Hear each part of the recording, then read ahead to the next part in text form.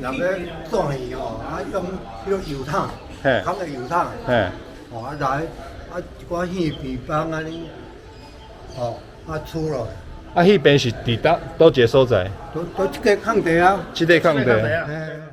地方今仔讲到50当前戏棚，是用油桶的搭建，虽然简单，但也不失虔诚。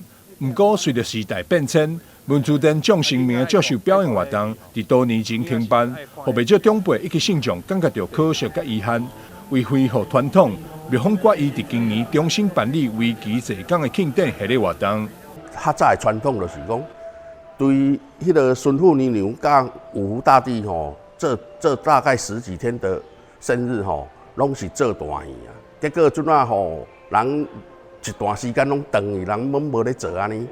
吼最近遮委员就开会就讲吼，咱较早的传统就是拢一直咧做戏，较会即届，较会拢无咧做安尼啦。所以阮遮委员咱决定讲吼，今年开始，人对孙妇娘娘开始生日，吼来临将军，吼李天龙甲反覆千岁，各五号大帝。人因这个生日拢是连接，所以阮人做一道讲今年决议好，人规世界开始拢一直做布袋戏安尼，甲北关安尼，互恢复较早的迄个老热安尼。文殊殿庆典日期为5月16孙娘娘圣诞，5月17灵府将军圣诞，5月18兵部李天龙圣诞，5月21丰富千岁圣诞，以及5月31五福大帝圣诞。除了有各种戏曲表演以外，庙方嘛有规划过平安桥仪式，和信众祈求平安。从今年开始，我们从孙娘娘的圣诞，然后接着灵府将军，接着李天王，然后还有范府千岁跟五福大帝。那除了布袋戏以外，像在李天王圣诞跟范府千岁圣诞，我们还有北管脑厅一个庆典活动。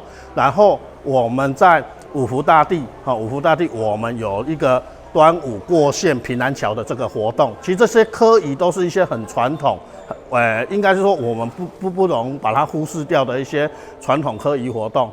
所以我们全力把这些文化来做一些复兴，然后希望说留下一些历史的轨迹，让未来后代知道说文殊殿的一些历史故事。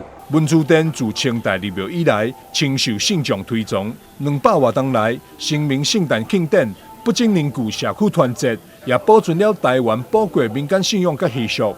庙方希望透过恢复一系列热烈庄严仪式，让更多人感受安平的生命力甲历史高度。文殊殿欢迎民众前来参拜祈福，感受文化甲信仰交融的美好时光。电视新闻张世伟采访报道。